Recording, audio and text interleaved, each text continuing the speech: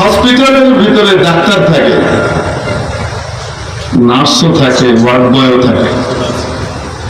ডাক্তাররা তাদের যত সিদ্ধান্ত আছে এগুলা বাস্তবায়ন করেন কাদেরকে দিয়ে?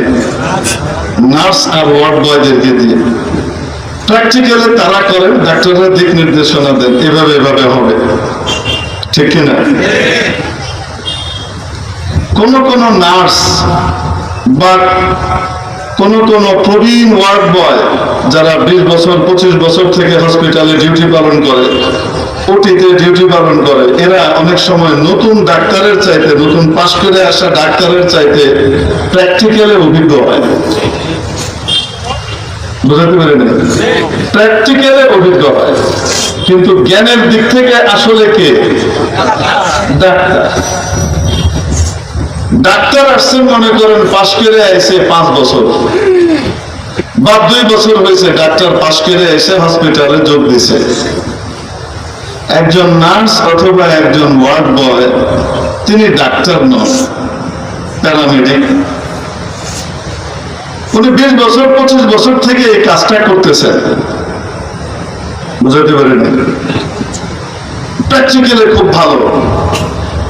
এখন বলেন তো দেখি, নার্স বা ওয়ার্ড বয় এনারা যদি মনে করেন আমরা এত অভিজ্ঞ, ডাক্তার দিয়ে কি হবে, এখন আর ডাক্তার লাগবে না, আমরা নিজেরাই করি, তাহলে কত দেখি রোগী বাঁচবে না মরবে?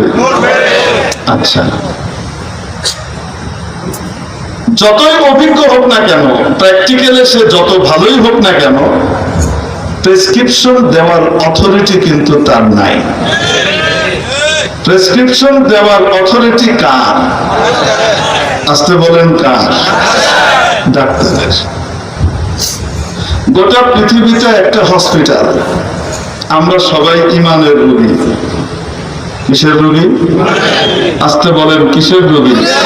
আমাদের ইমানের ভিতরে শয়তান হামলা করে, আঘাত করে, ক্ষত করে দেয়, যার ফলশ্রুতিতে আমাদের আমলের ভিতরে তার প্রতিফলন ঘটে, ঘাটতি দেখা দেয়। গুনাহ করার ক্ষেত্রে আমাদের ভয় লাগে না। এগুলা কেন? ইমানের দুর্বলতা।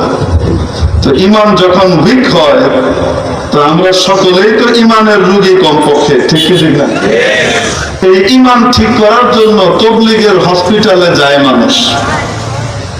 তবলিগের হসপিটালে পুরান সাথীরা পেলেন প্রবীণ ওয়ার্ড বয় এবং নার্সের মতো, যারা নন আলেম পুরান সাথী, এনারা প্রবীণ ওয়ার্ড বয় এবং নার্সের মতো, আর আলেম ওলামারা মিলেন ডাক্তারের মতো।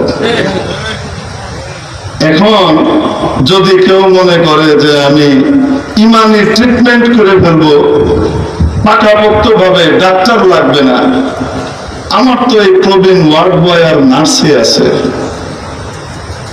এই ব্যক্তি বুদ্ধিমান? আসতে বলেন।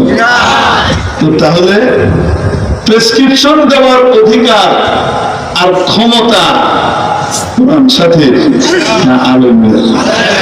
আল্লাহ তাআলা আমাদেরকে এই কথাটা বুঝবার তৌফিক দান করেন। এর চেয়ে বেশি কথা নেই। যদি কথা না, আমরা যেই শব্দে বলি আপনাকে ওই শব্দে বলতে হবে, তো তোমার শব্দ পকেটে ছুঁয়ে দাও, আমি জিনিস আরো বেশি ক্লিয়ার করা লাগবে না? বুঝার জন্য যথেষ্ট একটুকু।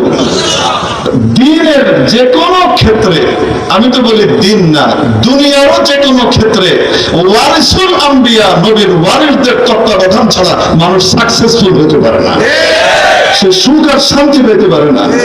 আল্লাহ তাবারাক ওয়া তাআলা যতদিন আমরা জীবিত থাকি, শুধু দিনই কাজ না, দুনিয়াবি কাজেও আলেম ওলামার শরণাপন্ন হয়ে তাদের পরামর্শ নিয়ে আমাদের জীবন কাটাবার তৌফিক দান করেন বলি আমি।